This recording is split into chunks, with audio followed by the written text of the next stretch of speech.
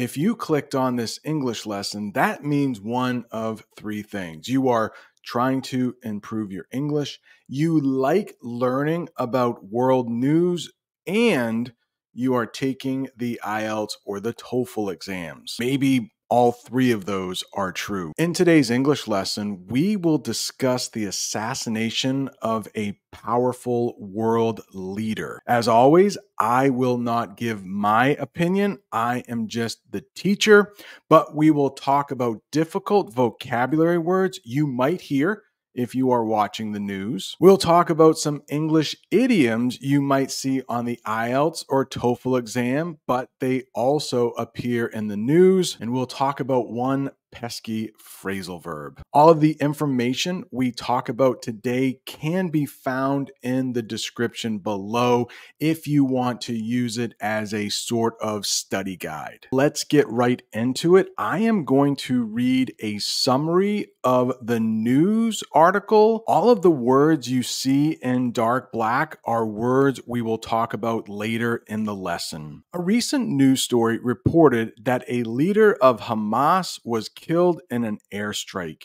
The attack took place at a compound after the military gathered intelligence. The event led to casualties and has made the situation more serious. With concerns about possible retaliation, some countries are thinking about sanctions in response. One thing we should probably discuss at the beginning is what is Hamas in simple English. Hamas is a group that controls the Gaza Strip, a small area in the Middle East. It is known for being involved in conflicts with Israel and has a militant wing that conducts attacks. Many countries, including the United States and the European Union, consider Hamas a terrorist organization. They also provide social services like schools and hospitals in Gaza.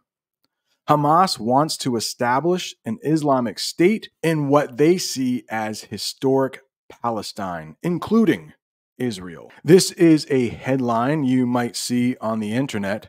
Hamas leader Ismail Haniyeh is killed in Iran by an alleged Israeli strike, threatening escalation. We should probably talk about who Ismail Haniyeh is. Ismail Haniyeh is a senior leader in Hamas, a group based in the Gaza Strip.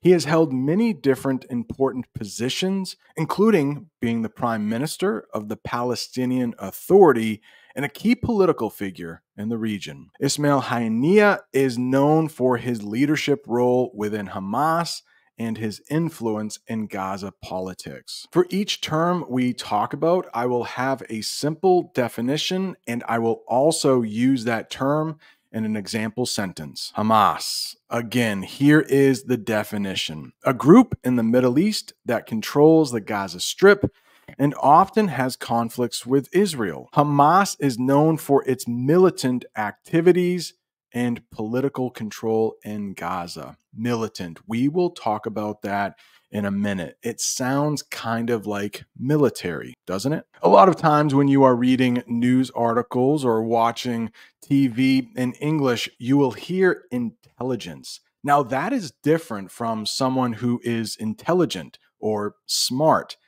Intelligence, in this case, is information gathered to help make decisions, often used in military or security contexts. The military used intelligence to plan the airstrike. So this assassination just happened a few hours ago, so it's not known who exactly carried out this attack. We will talk about that phrasal verb later. But if it is Israel, they probably used intelligence to find out where he was. You know, like using computers to find out information. Another word you might see when reading the news in English is, unfortunately, casualties. Casualties, people who are injured or killed in an event like a conflict or an accident. So the attack not only killed Ismail Haniyeh, but the airstrike also led to several casualties. Other people were also injured. You can't read or listen to the news for very long without hearing this word, retaliation. Retaliation, what does that mean? An action taken in response to harm or an attack. So you can imagine if the leader or one of the leaders of Hamas was killed or assassinated, Hamas is going to retaliate. They are probably going to try to hit Israel back. Here is a sentence using retaliation. The group promised retaliation after the leader was killed. We've been talking a lot about the Gaza Strip, at least that's what we call the area in English. Just in case you don't know, the Gaza Strip is a small piece of land in the Middle East controlled by Hamas. It's like right next to Israel, bordering Israel and Egypt. The Gaza Strip often experiences conflict and tension. If you have seen some of my other English lessons using the news, we've talked about both conflict and tension. What is the Middle East in English? Hopefully that map will help you, but I think this definition will help as well. The Middle East is a region that includes countries like Israel, Egypt, and Iran, known for its complex political and cultural history. Complex means it's very hard to understand. There are so many friends and enemies in the region, it can get pretty confusing. Here is a sentence using the term the Middle East. The Middle East has many ongoing conflicts or fights. If you are learning lots of English from this video, do you mind hitting that like button? It helps others find the channel. And if you haven't subscribed yet, what are you waiting for? Please go ahead and hit that subscribe button. Militant wing. We have talked about this. I mentioned that militant sounds like military or the army or soldiers. So think about that when you hear militant wing. What is it? It's a part of an organization that engages in fighting or violent actions. So earlier we talked about how Hamas will create hospitals or schools, but there's also a militant wing of Hamas. And that part of Hamas is in charge of fighting. The militant wing of Hamas is responsible for many attacks. Okay, this is a tricky one. Terrorist organization. What is it? It's a group that uses violence to achieve political goals and is labeled as such by various countries. Many countries consider Hamas a terrorist organization. So be careful. In English, we have this saying, one person's terrorist is another person's freedom fighter. There are some people in the world that don't consider Hamas a terrorist organization. Some people believe that Hamas or the fighters in Hamas or the politicians of Hamas are trying to win freedom for a group of people. And some people might call those people Palestinians. Islamic State, that adjective, Islam, Muslim, think of that religion. What is an Islamic State?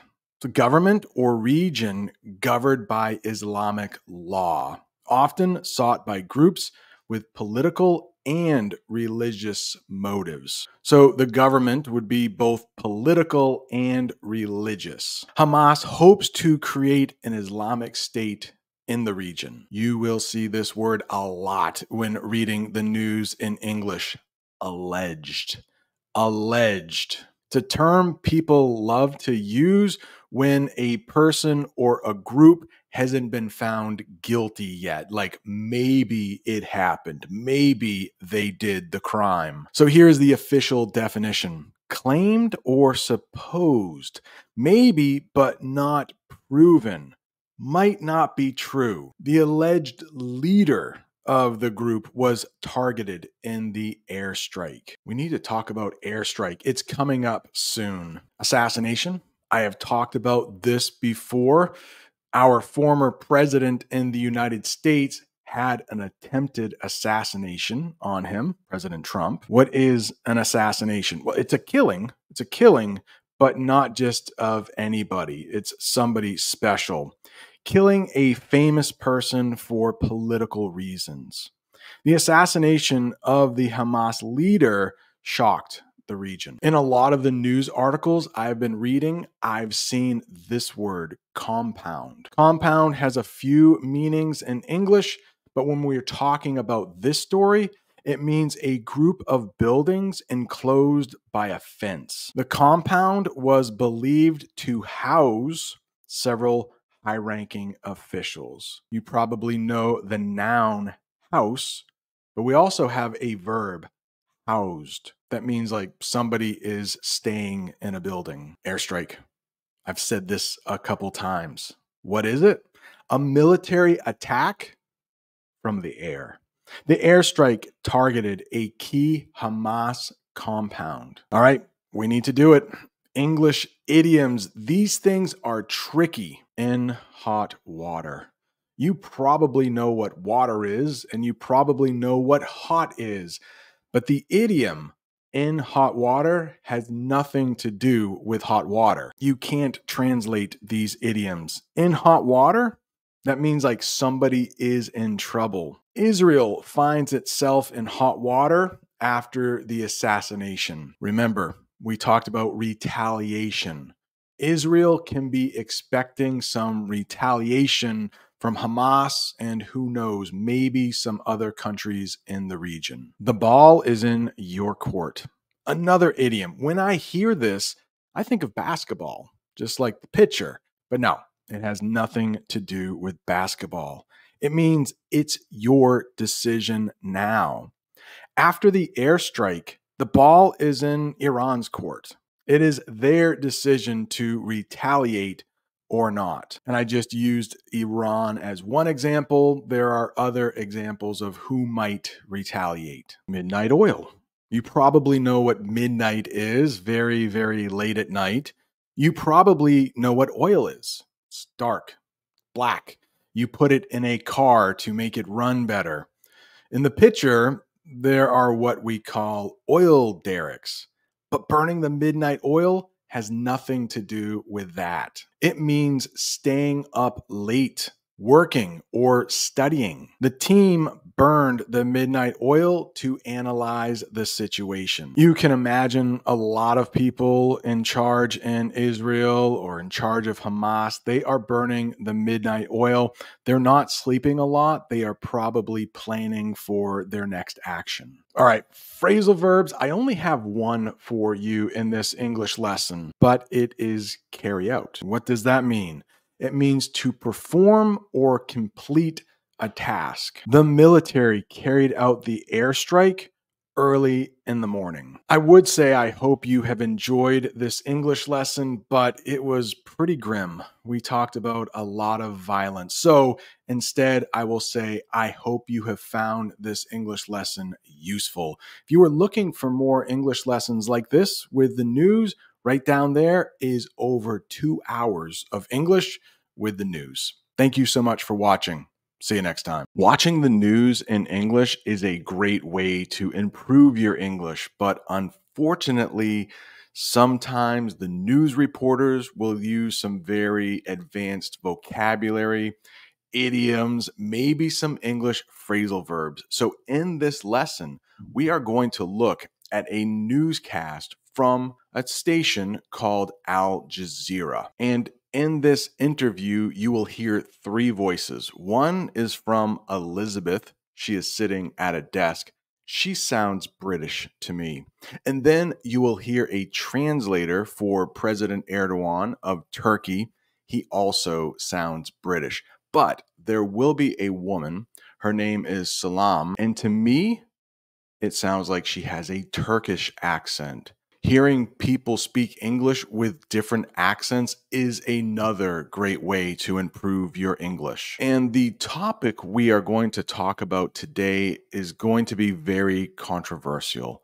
It's going to involve 4 countries: Israel, Palestine, Iran, Turkey, or Turkey. I want to be clear. We will only be talking about the governments and not the citizens of these countries. As an American, I often don't agree with what my government does. Also, I can imagine the comment section will be filled with people expressing their opinion. Free Palestine often shows up in the comments, which is great. I'm just asking if you could be respectful, even though we are talking about a topic where people have a lot of emotion. And as always, as an English teacher, I will not include my opinion. I will just talk about the facts. However, I do hope the killing stops in this area as soon as possible. In English, we have two major wars called World War I and World War II. Some people think this could be the start of World War III. Israel, Gaza, Ukraine, Russia. There is a lot of war around the world right now. And we will be discussing how Turkey might intervene in Israel. We'll talk about what that looks like a little later. There is also talk of Iran getting involved in this war. I'm not saying if it's right or wrong. I just hope the killing can stop as quickly as possible. With that said, let's take a look at a clip from Al Jazeera.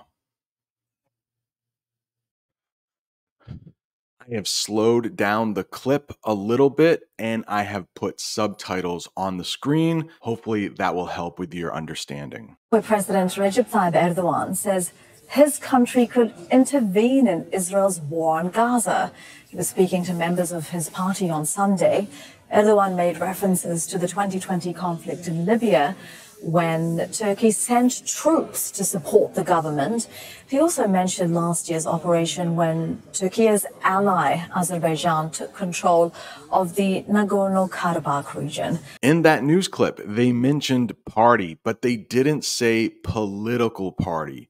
So this is not a birthday party. This is not a fun event. It's all political.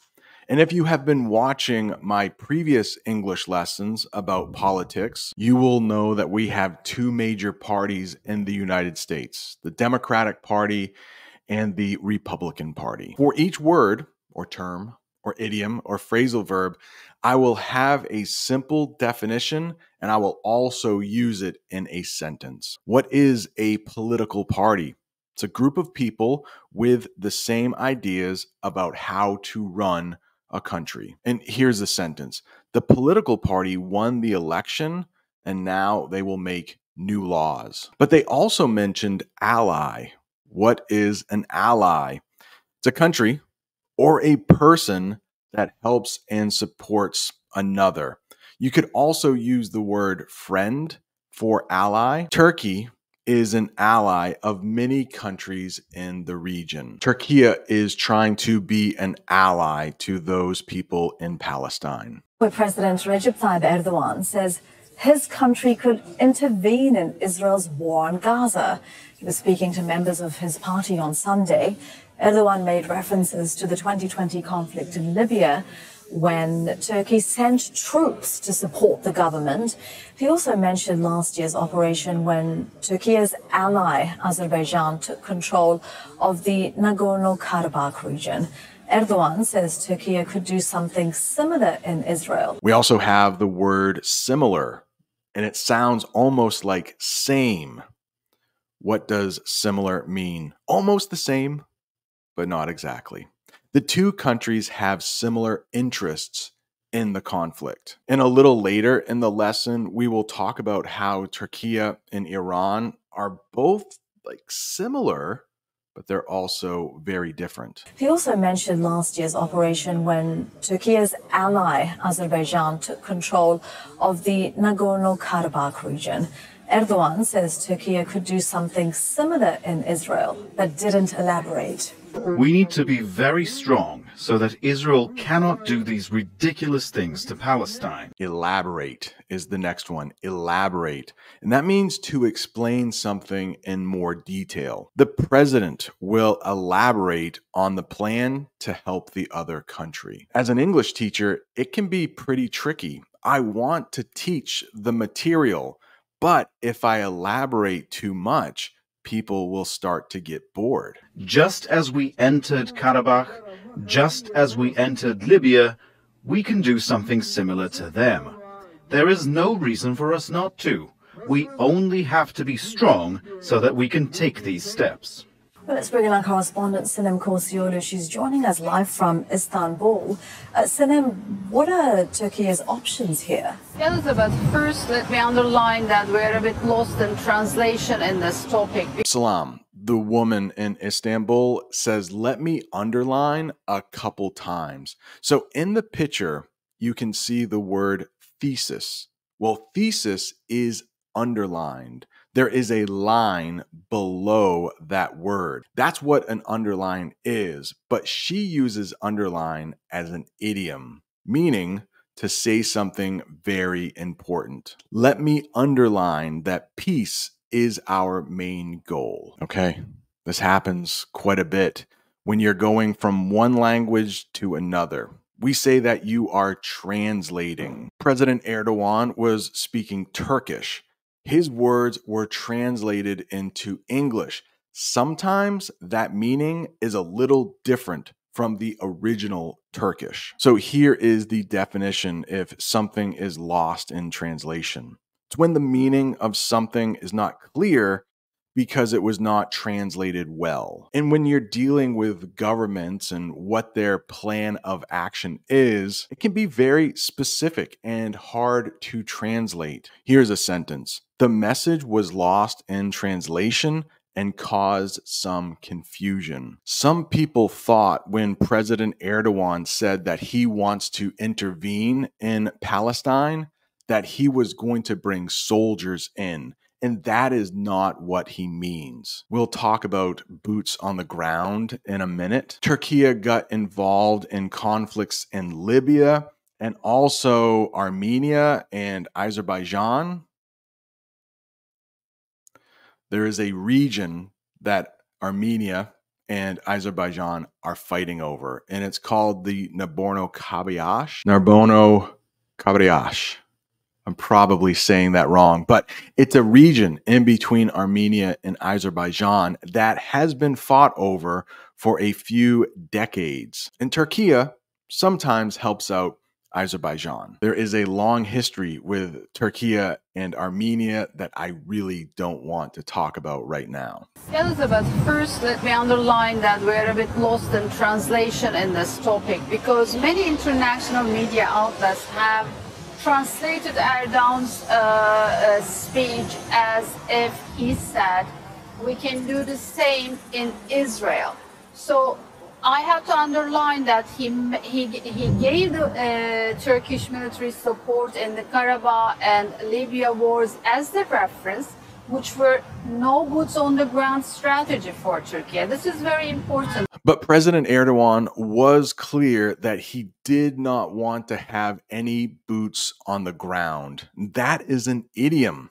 It means no soldiers will be sent to fight in a country. The government promised there would be no boots on the ground in the conflict. So Turkey might lend resources, they might lend technology, but they will not have any soldiers fighting on the ground in Gaza or Israel. Clearly, in that picture, there are boots on the ground. There are soldiers walking in that territory. We might call that an on-the-ground operation.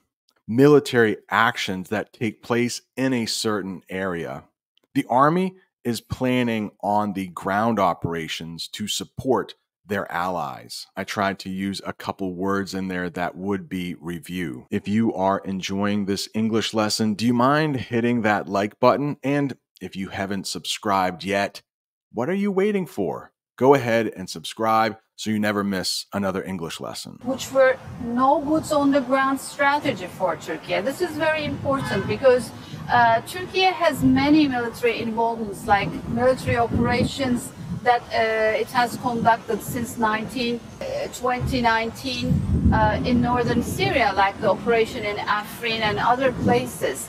And those were on the ground operations. Turkish military were involved along with the Syrian opposition fighter groups. But here he's talking about another example where a Turkish army was involved in technology terms with its armed drones, but no boots on the ground. You also heard the word opposition, and this is almost like opponent, which I have talked about in other English lessons. But what is the opposition? It's a group of people or countries that are against something. So in that region, Israel is experiencing a lot of opposition. A lot of people in that region, a lot of governments in that region are against or opposed to what Israel has been doing over the last few months. And here is a sentence. The opposition did not agree with the government's decision to intervene. Let's talk about those two words there. Intervene with invade. Intervene isn't as serious as invading. Intervene might just mean to help out in some way. Invading, that means soldiers are going into the territory. There are boots on the ground. They also mentioned armed drones. Maybe Turkey will supply Palestine with some armed drones.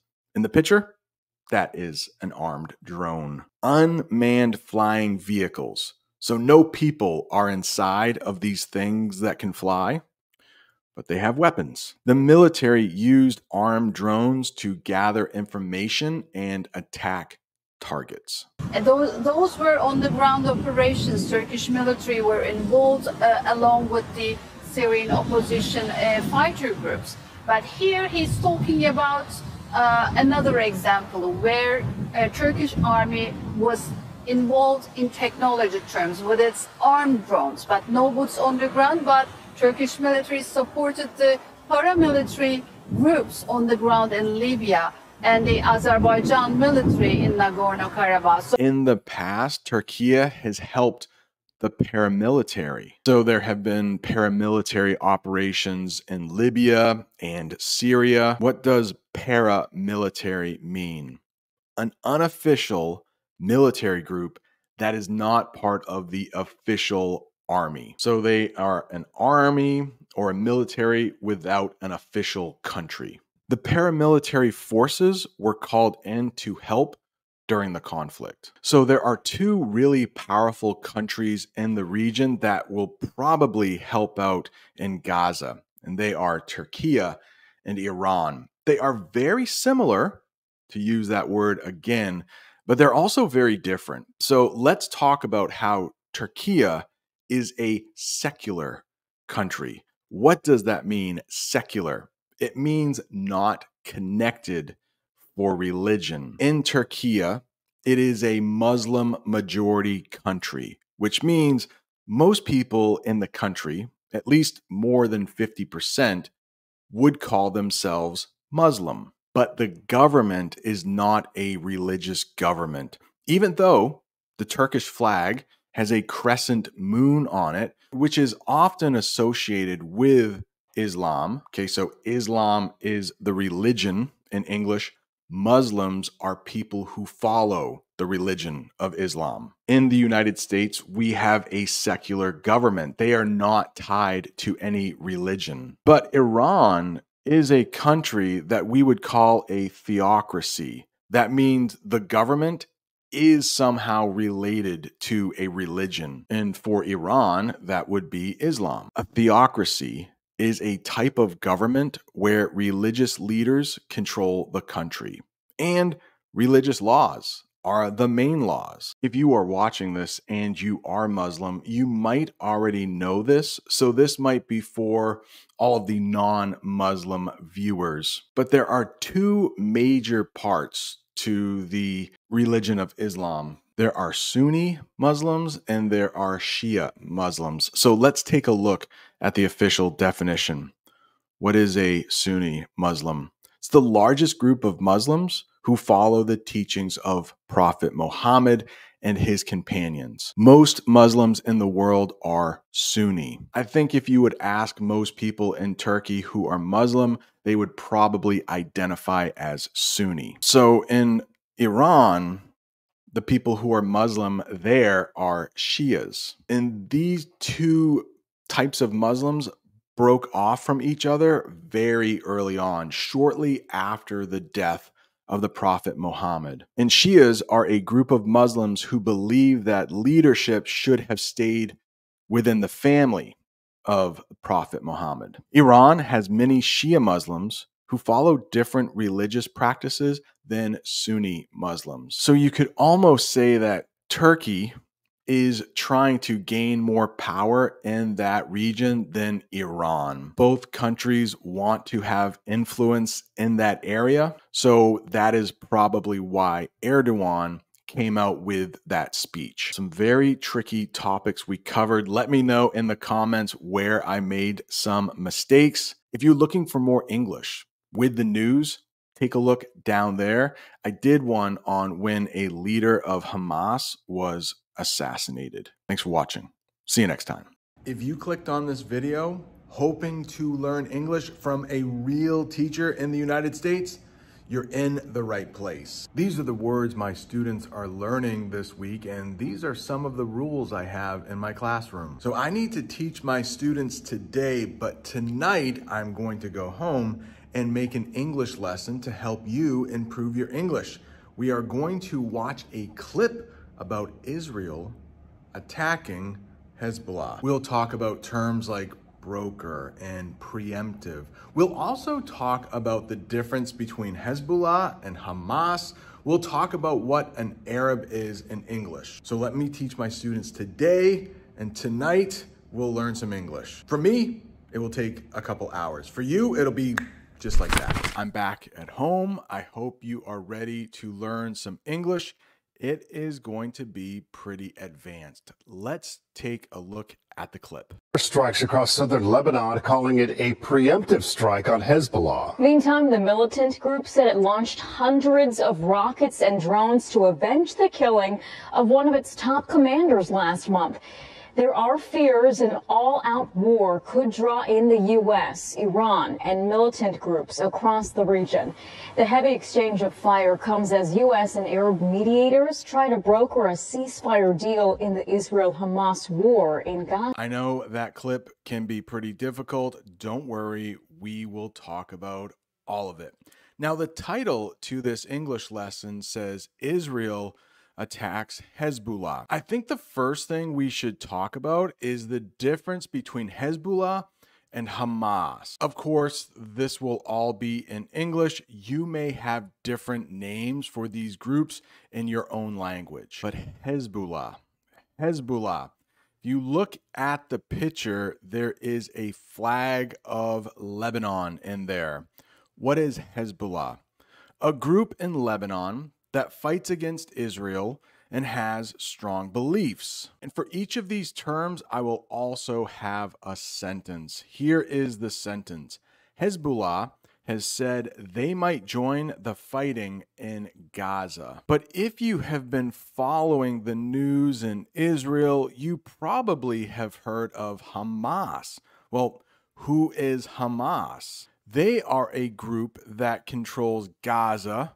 They also fight against Israel. Hamas is involved in the conflict with Israel in Gaza. So let's take a second and talk about the difference between Hezbollah and Hamas. Hamas is based in the Gaza Strip, where they control the government and have conflicts with Israel. So I have a map of what we call in English the Gaza Strip, and that is where the majority of the fighting has taken place in this most recent conflict between Hamas and Israel. What is the Gaza Strip?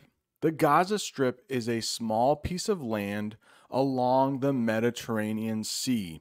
It is where many Palestinians live, and Hamas, a group that controls the area, operates from there. The people who live in the Gaza Strip would probably call themselves Palestinians. Let's talk about this other part of the world called the West Bank.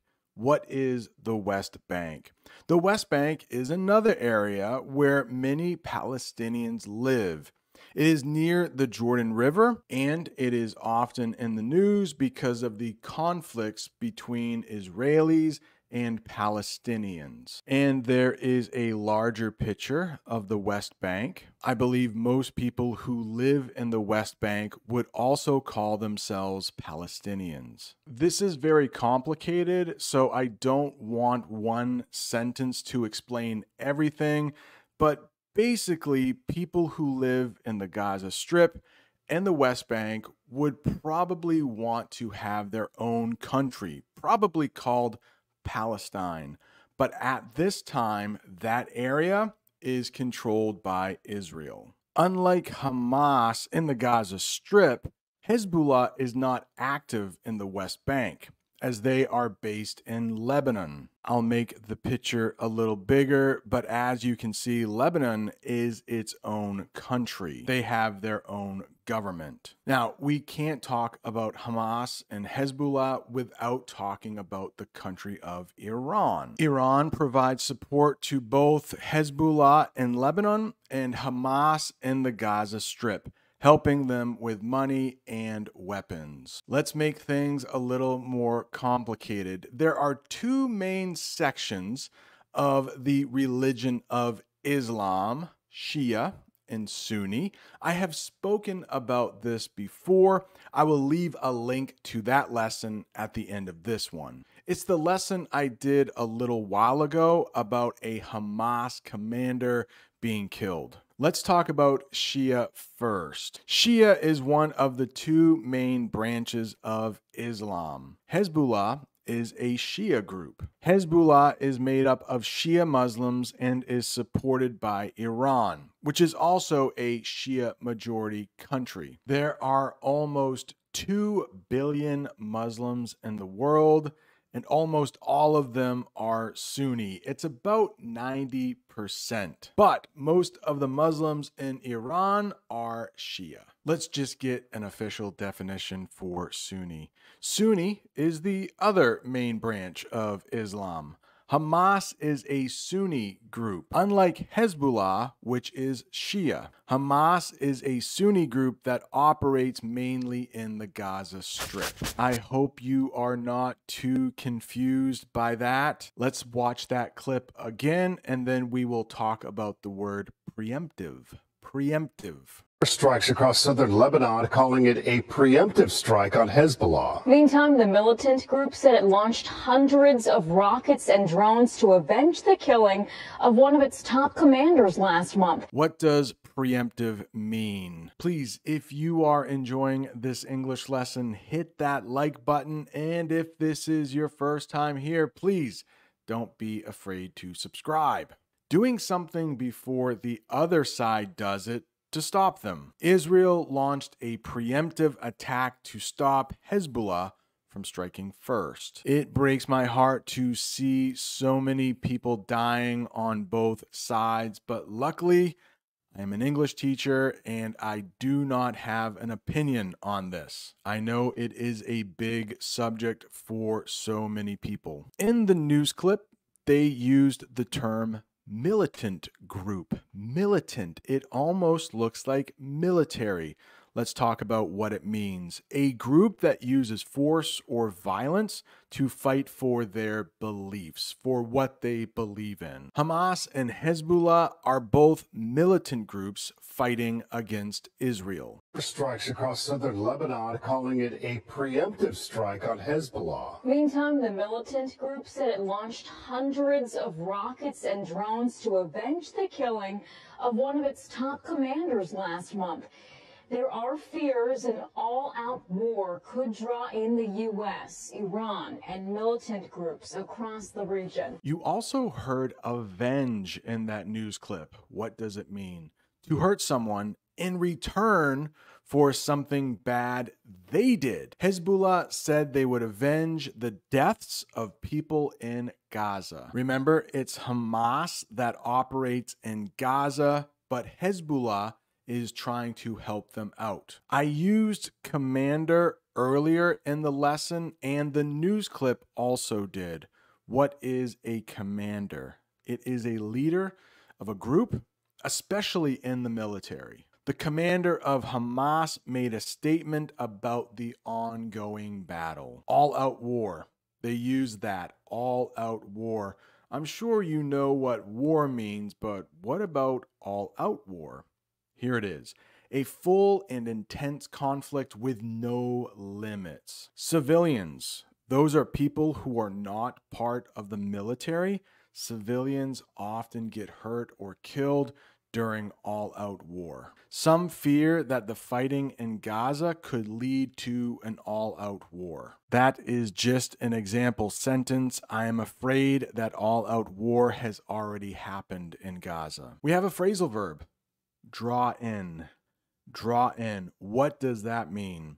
To make other people or groups join in. I hope that the title and the picture I put on this English lesson will draw in English learners. I hope more people will watch this English lesson. But unfortunately, when we're talking about Hamas and Israel, the conflict in Gaza could draw in more countries from the region. I don't think most people would like it if the US gets drawn into this conflict or if Iran gets drawn into this conflict. Hopefully it can end really soon. Meantime, the militant group said it launched hundreds of rockets and drones to avenge the killing of one of its top commanders last month. There are fears an all-out war could draw in the U.S., Iran, and militant groups across the region. The heavy exchange of fire comes as U.S. and Arab mediators try to broker a ceasefire deal in the Israel-Hamas war in Gaza. Heavy exchange of fire. What does that mean? It has nothing to do with flames. It has something to do with shooting. Heavy exchange. A lot of shooting back and forth between two sides. There was a heavy exchange of fire between Israeli forces and Hamas in Gaza. They mentioned Arab, and a lot of native English speakers have trouble understanding what Arab means. There is a picture of two people who could be Arab, but not everyone who is Arab looks like that. What does Arab mean? People from the Middle East and North Africa who share a common culture and language. Many Arab countries are watching the situation in Gaza closely. So most people in the Arab world speak Arabic, but there are some people who live in this part of the world who speak Hebrew, possibly English, maybe French. Most of the people in the Arab world are also Muslims, but there are some who are Christians. There are some people who are Jewish. There are some people in the Arab world who do not have a religion. There are fears an all-out war could draw in the U.S., Iran, and militant groups across the region.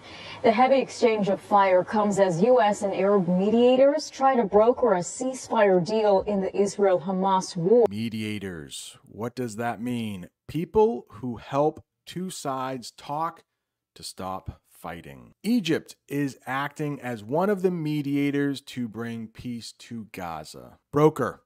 This has a couple different meanings, but let's talk about the verb form. To arrange or make a deal between two sides. The United Nations is trying to broker a ceasefire between Israel and Hamas. Ceasefire? We will talk about that in just a second. But in the US, you will hear broker when you are trying to buy a house. A lot of times, brokers can help negotiate a deal between people who want to buy the house and people who are selling the house. They mentioned ceasefire. In that picture, I have a picture of a bird called a dove. Many people, at least in the United States, think of doves when they think of peace. Doves can be a symbol of peace. But what is a ceasefire? It is an agreement to stop fighting for a time. It doesn't end a war. It just creates a time when people will stop fighting. hopefully so negotiations can happen. Negotiations. A big word meaning people are getting together and trying to find a way to have peace happen. Many people are calling for a ceasefire in Gaza to help the civilians. I hope your English is a little better now. If you are still wanting to learn English about this conflict, right down there is an English lesson I did about a Gaza commander who was killed. Thank you so much for watching. See you next time. First of all, thank you so much for clicking on this English lesson. There are a lot of English teachers out there, and it really means a lot that you chose to watch me. In today's English lesson, we will look at a recent news story about the relationship between Israel and Iran. Israel has recently killed a leader of Hezbollah. They are backed by the country of Iran. We will watch a news clip, and then you will learn advanced vocabulary words, idioms, English phrasal verbs you can use in your next English conversation or if you are taking the IELTS or TOEFL exam. I am just an English teacher, so I will only teach English. Feel free to share your opinion about this very hot topic in the comment section. I'm sure you will. Please just be respectful. I know a lot of people around the world feel very passionate about this subject. Let's watch a portion from this news clip and I will come back to teach English. We turn to mounting tension in the Middle East. The region has been on edge since Hamas's terror attack on Israel nearly a year ago. The targeted killing Friday of Hezbollah leader Hassan Nasrallah by Israel triggered today's response from Iran. Mounting tension. Two words together that might give English learners some trouble. For each of these terms, English phrasal verbs, or idioms, I will have an official definition.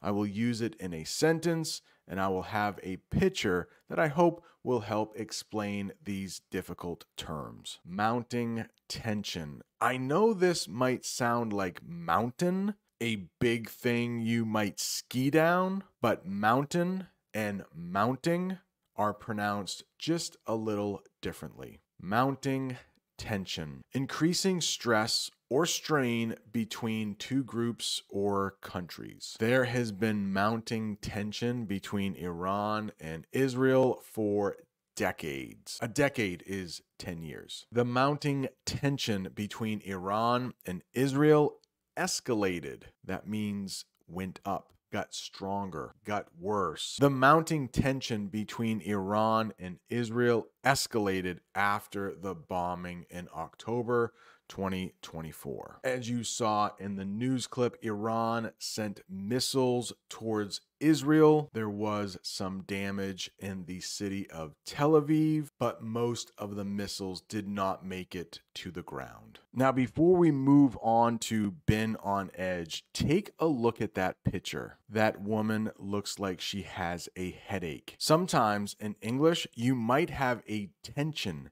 headache. Tension and stress are almost the same word. You could say you have been feeling a lot of tension at work lately. You have been feeling a lot of stress at work lately, and it might give you a headache. Speaking of stress or nervous or anxious, been on edge means feeling nervous or anxious. People in Tel Aviv have been on edge since the bombing, worried about more attacks. Here is a bonus sentence about the woman in the picture.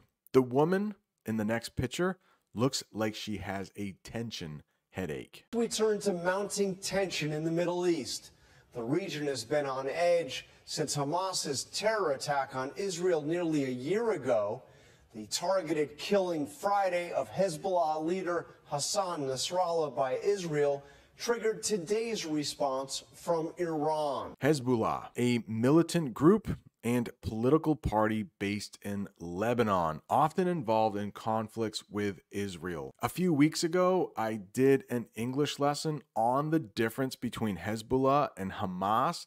If you would like to watch that, I will leave a link to it at the end of this lesson. Let's look at a sentence using Hezbollah.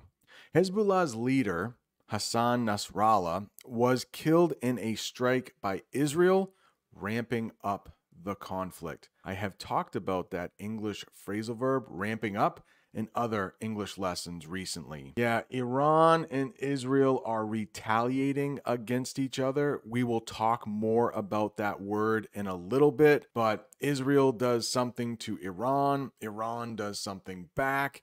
It just keeps going back and forth, escalating, getting worse. More people being killed. The targeted killing Friday of Hezbollah leader Hassan Nasrallah by Israel triggered today's response from Iran, the largest missile attack ever on the state of Israel. Iran sent over those 180 rockets because this man was killed, Hassan Nasrallah. He was the leader, or one of the leaders, of Hezbollah, a group involved in fighting against Israel. After Israel killed Hassan Nasrallah, Iran vowed to retaliate. There's that word again. We will talk about it a little later. Let's practice some reading in English. I will read this paragraph. You can follow along. Hassan Nasrallah was the leader of a group called Hezbollah, which is based in Lebanon. Hezbollah is both a political and military group. So Hezbollah is involved in the government, but also the army in Lebanon. Nasrallah was an important figure because he helped lead Hezbollah for many years and was involved in conflicts with Israel and other countries. One of those other countries is the country I live in, the United States. They back or support Israel. I would like to point out that the citizens of a country don't always agree with their country's government. As an American, I do have friends who are from Israel. I also have friends who are from Iran. I always separate a country's citizens from their country's government. The same goes for myself. I don't always agree with my own government. Let's talk about why Hassan Nasrallah was killed. Hassan Nasrallah was killed by Israeli forces because of his leadership in Hezbollah, which has often fought against Israel. Israel saw Nasrallah as a threat because Hezbollah had attacked Israel many times in the past. His death is part of the ongoing conflict between Israel and groups like Hezbollah, which have different goals for the region. Yeah, those different goals are basically Hezbollah wants to end Israel, and Israel obviously doesn't want to end. The region has been on edge since Hamas's terror attack on Israel nearly a year ago. The targeted killing Friday of Hezbollah leader Hassan Nasrallah by Israel triggered today's response from Iran. Triggered. Let's talk about triggered, a verb, and trigger, a noun. Triggered.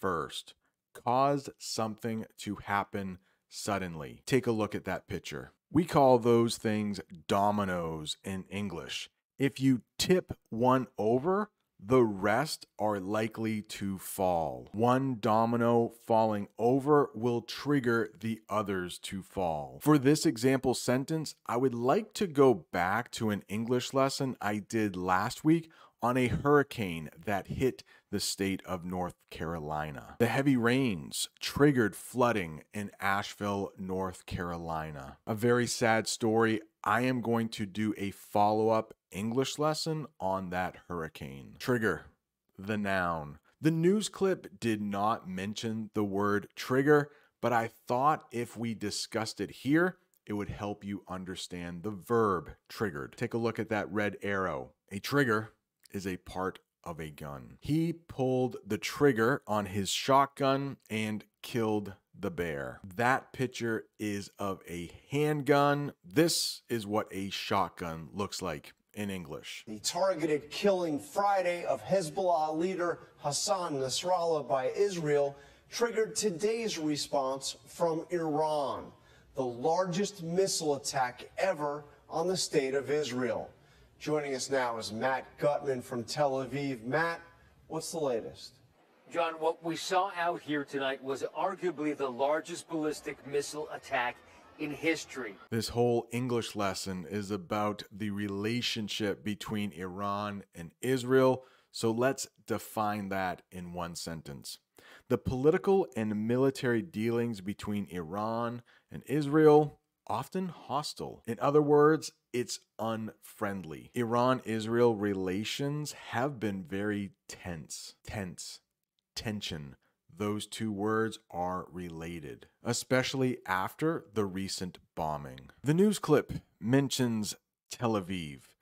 This is also a very controversial city. If something is controversial, a lot of people disagree about it. Let's state a fact about Tel Aviv. It is the second largest city in Israel, often targeted in conflicts. This is the city in Israel that was recently bombed. The bombing in October 2024 heavily damaged parts of Tel Aviv. Now, if you are in the United States and you are surfing the web looking for the capital of Israel, it will say it's Jerusalem. I live in the United States. My government recognizes Jerusalem as the capital. There are only about 5 countries that recognize Jerusalem as the capital. Most countries around the world would say the capital of Israel is Tel Aviv. Yeah, it's hard to talk about Israel without making a lot of people mad. What we saw out here tonight was arguably the largest ballistic missile attack in history. Arguably. I like this word. If you use this word in English, you will be able to express yourself better. It means possibly true, but open to debate. It's a good way to keep yourself out of trouble in English by admitting, like, I might be right, but I could be wrong. Hassan Nasrallah was arguably the most powerful leader within Hezbollah. That sentence is saying, yeah, he was powerful, but maybe there was somebody more powerful. Learning English is arguably one of the most important things you could do to improve your life. So there, I'm saying it's probably really important, but there could be other things more important. Really quickly, if you are enjoying this English lesson, do you mind hitting that like button? It helps other people find the English lesson. And if you haven't subscribed yet, please subscribe so you never miss another English lesson. What we saw out here tonight was arguably the largest ballistic missile attack in history. And a short time ago, Israel's Prime Minister Benjamin Netanyahu went on TV to warn Iran that it has made a, quote, big mistake and that it will pay. The controversy doesn't end here. Benjamin Netanyahu. The news clip mentions him, so let's talk about who he is.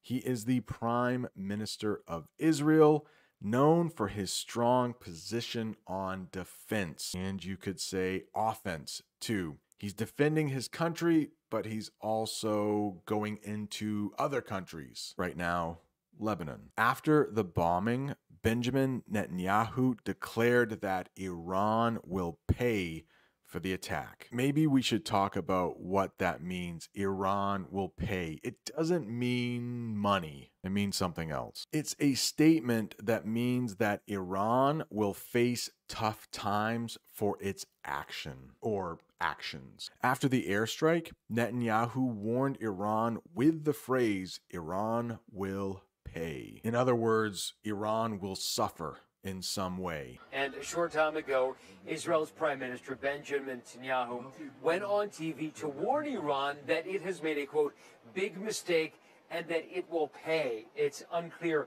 when that will happen or how severe it will be, but we're told it'll be ferocious. Severe. I have 2 pictures for this. Severe means very serious or harsh. In the picture, it looks like that woman is having severe back pain. In that picture, it looks like severe weather is coming. It looks like she is having some severe back pain. It looks like some severe weather is coming our way. Let's use severe in a sentence that relates to the recent bombings. It's just an example sentence. Luckily, this really didn't happen. The damage to Tel Aviv was severe after the bombing, with many buildings destroyed. There was some damage in Tel Aviv, but it looks like it could have been worse. I mean, 180 ballistic missiles coming towards a city. I think the people on the ground were very lucky. Ferocious, extremely intense, or violent. Look at those two animals in that picture. You have a ferocious dog and a ferocious tiger. Both animals are baring their teeth. In other words, they are showing their teeth. The ferocious response from Israel led to a lot of damage in Hezbollah's bases. For this next phrasal verb, I would like to talk about the verb pour. In the picture, you can see some coffee being poured into a cup. It looks like somebody is ferociously pouring coffee into that cup, and a lot is splashing out. But the phrasal verb pouring in means coming in large amounts or quickly. After the bombing, international aid or support, maybe money or supplies, started pouring in to help the people of Tel Aviv. Take a look at that picture. In November, we have something called Black Friday. A lot of stores will have really good sales. Often when stores open, customers will come pouring in to try to get those good deals. Coffee is being poured into the cup. It's unclear when that will happen or how severe it will be, but we're told it'll be ferocious. Now, those missiles, over 200 of them came pouring into Israel, apparently targeting 3 Israeli military bases, including the Mossad intelligence headquarters north of Tel Aviv. Mossad, what is that? Israel's national intelligence agency, known for its secret operations. The U.S. has something similar. We call ours the CIA. Mossad was reportedly involved in the operation that killed Hassan Nasrallah. Mossad is like the CIA in the United States or MI6 in the UK. Have you heard of James Bond? A fake character or a fictional character, but he is a member of MI6. Now, those missiles, over 200 of them came pouring into Israel, apparently targeting 3 Israeli military bases, including the Mossad intelligence headquarters north of Tel Aviv. Israel, along with the U.S., which helped, managed to knock out most of those missiles from the sky, but some made it through, even slamming into an area north of Tel Aviv. Another phrasal verb, knockout. It means to make something not work or destroy something completely. Israel's airstrikes knocked out several key military targets in Iran. I don't think that has happened lately, but I wouldn't be surprised if it happened in the near future. It looks like most of the fighting right now is taking place in southern Lebanon. Let's use a couple of our new words and terms in a sentence. The severe weather knocked out power to her house. You can see she has no electricity. She is sitting in the dark. The only light in the room is from a candle. Some made it through, even slamming into an area north of Tel Aviv, and we saw that massive missile crater tonight. The news clip said, made it through. Through. Such a difficult word in English. It has so many different meanings. But made it through means survived or was able to get past something difficult. Despite the heavy bombing, many civilians in Tel Aviv made it through the attack without being hurt. On a lighter note, this has nothing to do with bombing. In the picture, it looks like that woman is very happy. Maybe it is Friday afternoon and she made it through another work week. Right at the bottom, here is a sentence. It was Friday afternoon and she was very happy that she made it through another work week. Crater.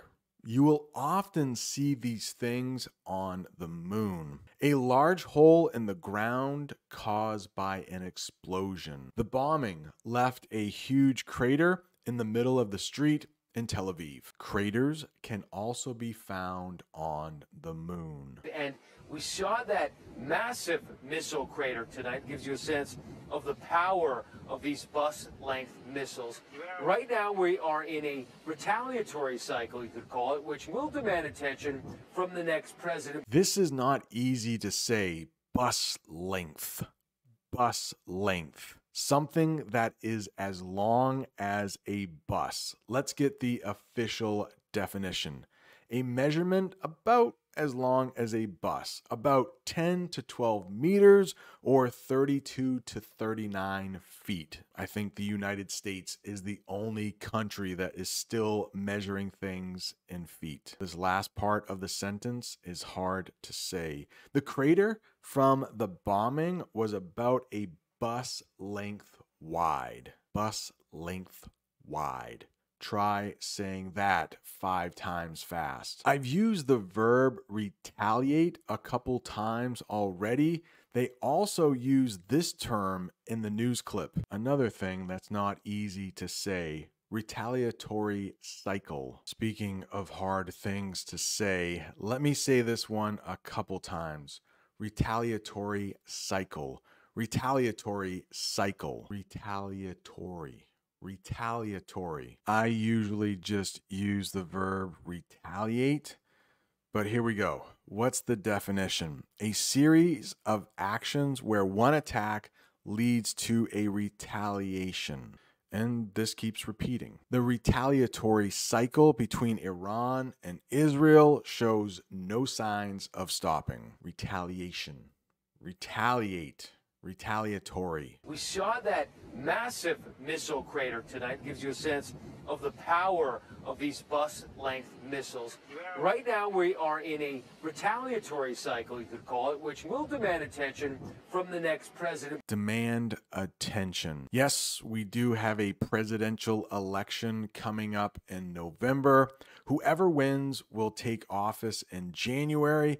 And I'm sure this situation between Israel and Iran is going to demand attention from whoever gets elected president. If you want to be perfectly grammatically correct, it's from whomever, but native English speakers don't usually say that correctly. So I said it the way most native English speakers would say it. But to demand attention means to require or force people to notice something. The bombing in Tel Aviv demanded the world's attention because of its severity. Severe is the adjective, severity is the noun. You know what demands attention?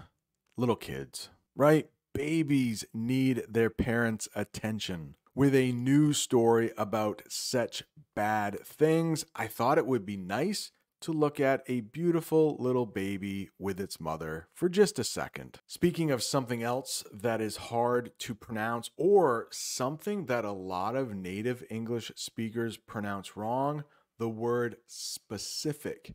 Specific. There is an S in front of that word. We also have the Pacific Ocean. Some native speakers will say Pacific instead of specific. Clearly defined or identified. Israel was targeting specific Hezbollah leaders during their airstrikes. Right now we are in a retaliatory cycle, you could call it, which will demand attention from the next president. But these are candidates who've avoided talking about specific Middle East policy. But tonight, for these two vice presidential candidates, it's basically being shoved in their faces, John. Shove it in their faces. Great term that they used in the news clip. It means to make something obvious in a rude or forceful way. Here's an example sentence that has nothing to do with Israel or Iran. After my coworker got a raise, he shoved it in my face by bragging about it to me. Yeah, if you have a coworker that gets a raise and wants to tell everybody in the office about it, like they're bragging, they are shoving it in your face. I hope your English is a little bit better after watching this entire English lesson. Congratulations, you made it to the end. If you're still looking for more English, right down there is an English lesson I did about the killing of a Hamas leader. Thanks so much for watching.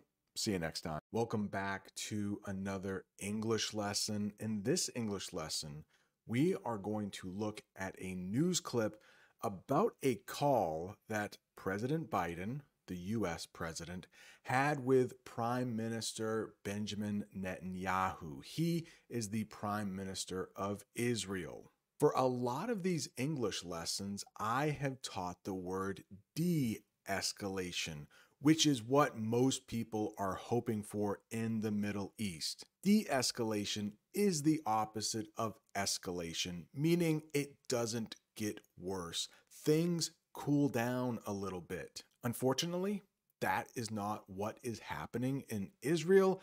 And for the first time, it seems like our president, I live in the United States, isn't exactly happy with what Benjamin Netanyahu is doing. In this English lesson, you will learn many words that you will see on the IELTS or TOEFL exam, or maybe you just want to better express yourself in your next English conversation. Let's watch a clip, and then I will come back and teach the difficult words you hear. President Biden spoke with Israeli Prime Minister Benjamin Netanyahu Wednesday. According to the White House statement, the president affirmed his commitment to Israel's security and urged Israeli forces to minimize harm to civilians in Lebanon. Affirm. So President Biden says, hey, Israel, we are still backing you. We're still supporting you, but we're a little worried with how many people you are killing. But still, President Biden is affirming his support for Israel. It means to confirm or say something as true. Affirm and confirm are very close to the same meaning. Confirm is just a little more intense. It has a little bit more truth. For each of these difficult vocabulary words or English phrasal verbs, maybe some idioms, I will have a picture. I will have the official definition, and I will use that term in a sentence. Here is a sentence with affirm. Biden affirmed his support for Israel's security during the call. Yeah, it had been 7 weeks since Biden and Netanyahu spoke. Seems like a really long time to me. But in these English lessons, I try never to give my opinion. I'm just here to teach English. Feel free to leave your opinion in the comments below. Commitment. Let's take a look at the official definition. It's a promise to do something. The president showed his commitment to helping protect Israel. Let's use commitment in a sentence that doesn't have anything to do with war. Some people make a commitment to working out at the gym every day. The verb form of commitment is to commit. So let's look at a sentence that I'm sure is true about you. Hopefully, you have committed yourself to learning English every day. President Biden spoke with Israeli Prime Minister Benjamin Netanyahu Wednesday. According to the White House statement, the president affirmed his commitment to Israel's security and urged Israeli forces to minimize harm to civilians in Lebanon. Urged. We have another verb here, urged. Strongly advised or encouraged someone to do something. Let's go back to this picture. I urge you to study your English every day. Look at those people in the picture. It looks like they are definitely urging somebody about something. Pleading is another word you might hear that is a lot like urge. Plead might be a little stronger. President Biden urged Israeli forces to minimize harm to civilians in Lebanon. Civilians, those are people who are not in the military. Minimize harm. And that last example, that might be a difficult term. They also use it in the news clip. It means to reduce hurting people as much as possible. It's hard to know the number of civilians who are being killed in Gaza right now. Some say as many as 30 to 60,000 civilians have been killed so far. And it seems like President Biden was saying to Netanyahu, hey, you might be doing too much of this. You might be killing too many civilians. He's also worried about the war expanding into Lebanon. Here is a sentence using minimize harm and urge. He urged Israeli forces to minimize harm to civilians. Clearly, in the picture, that man is putting on his seatbelt. Here is another sentence using minimize harm.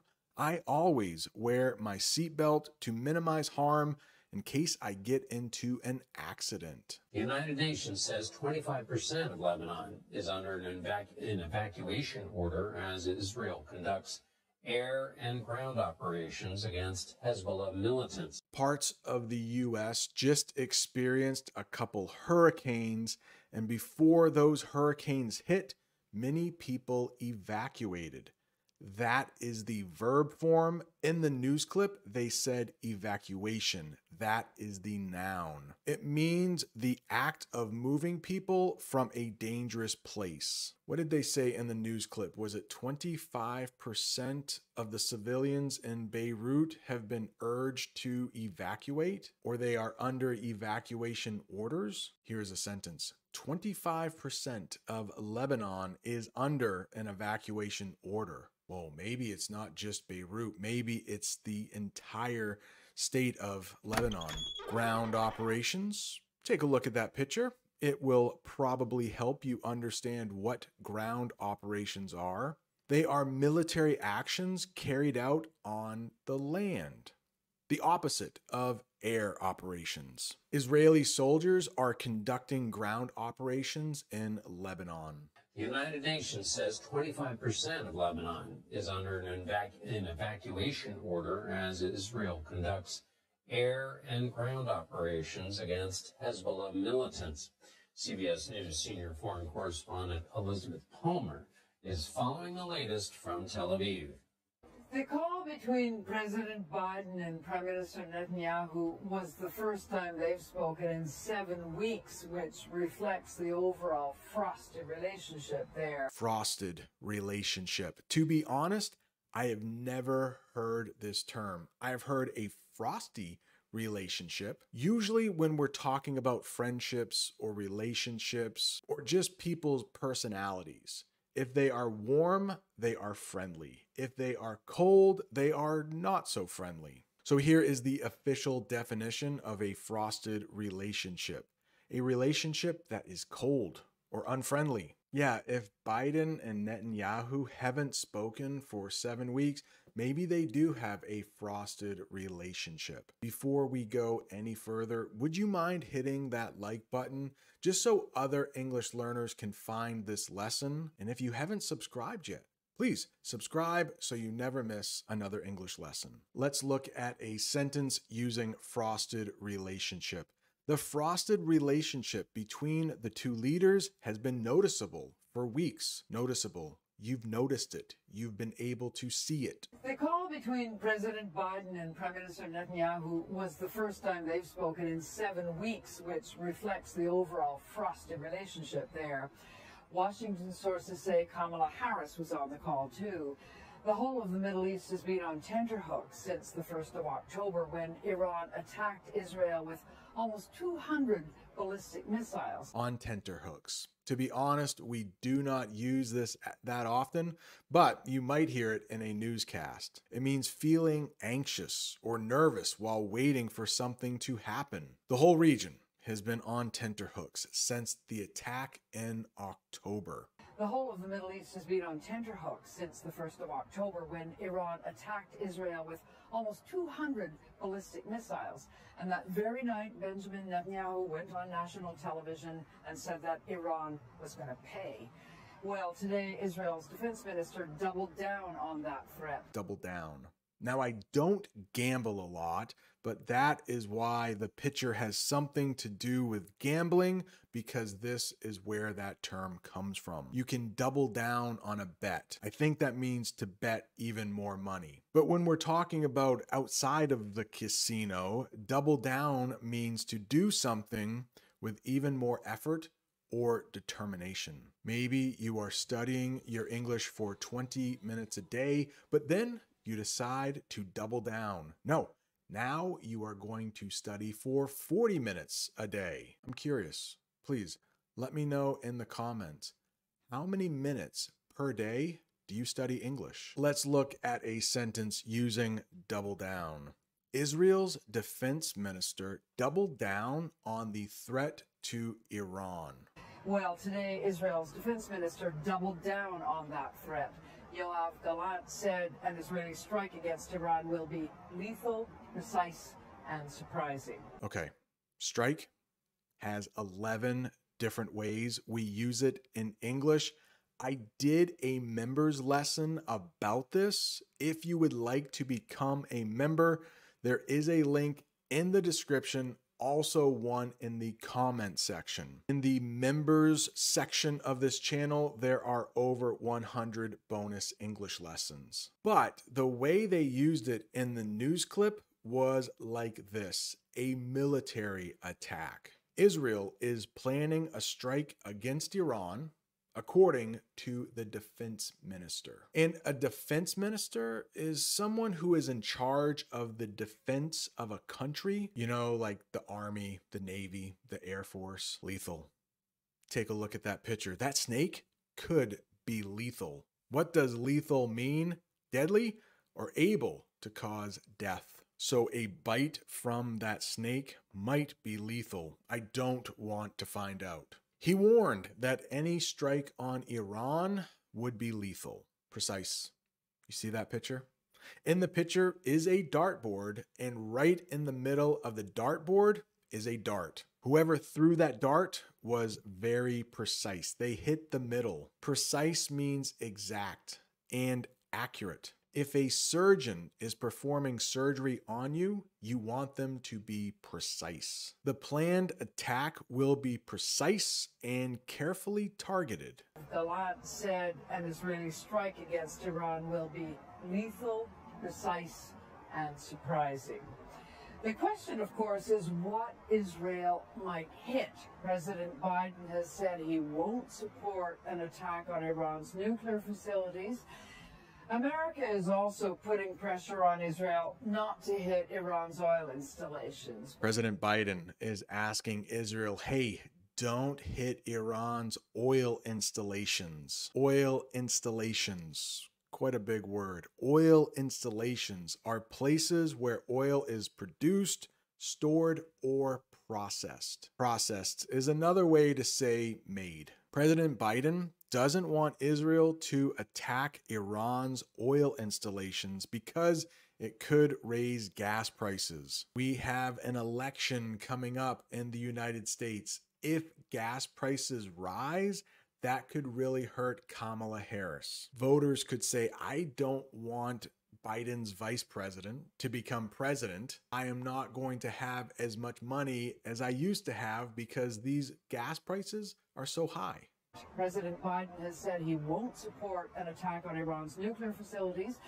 America is also putting pressure on Israel not to hit Iran's oil installations, because if it did, oil prices would skyrocket and so would gas prices at the pump in America, just as the country is heading to the polls. Skyrocket. I know it might sound like a noun, but it is a verb, meaning to go up very quickly, you know, just like a rocket does. If Israel hits Iran's oil installations, gas prices will skyrocket. They will go up very quickly. Here's this.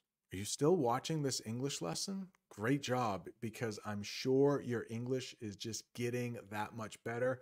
I'm sure you are a very dedicated student. The more videos you watch in English, the more your listening skills will skyrocket. Headed to the polls. Now, I have done English lessons about the election coming up, and I have mentioned polls before. Just in case you haven't seen those lessons, let's talk about what heading to the polls means.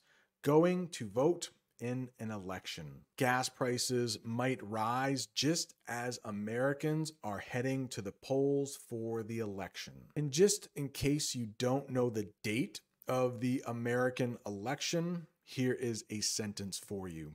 Americans will head to the polls on November 5th to vote for president. Wage war. If you ever hear of wages, that means money. Money that people make when they go to work. But to wage war, it's a verb. Yeah, I know. Imagine that. In English, we have one word where we use a couple different ways. To start and continue a war or conflict. Israel is waging war on two fronts, Gaza and Lebanon. And who knows, it might soon be on three fronts. You could include Iran. So it just means like they are fighting battles in two different places. Meanwhile, Israel is continuing to wage war on two fronts. The bombing in Gaza hasn't let up. In fact, there is a new offensive underway in Jabalia and the northern part of the Strip.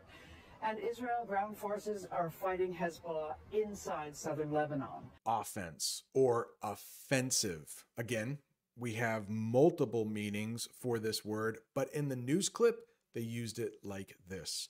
A military operation to attack the enemy, the opposite of defensive. Now, the next English lesson I do on this channel will be about the United States sending defensive missiles to Israel. The United States is also sending defensive weapons to Ukraine. They are meant to protect those countries, not hurt the other countries they are fighting. Here is an example sentence. A new offensive has started in northern Gaza. America is also putting pressure on Israel not to hit Iran's oil installations, because if it did, oil prices would skyrocket and so would gas prices at the pump in America, just as the country is heading to the polls.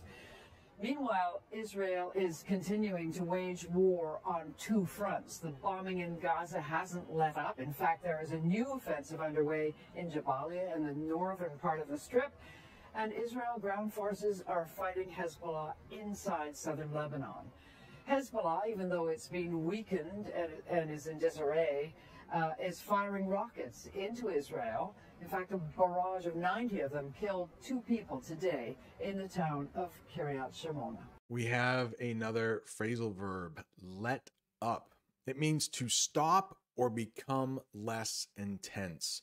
The bombing in Gaza hasn't let up. If you notice in the picture, I have an umbrella and rain is coming down. Let's say it has been coming down really hard and then it becomes not so hard. We could say, oh, I am glad the rain is letting up. The rain has let up in disarray.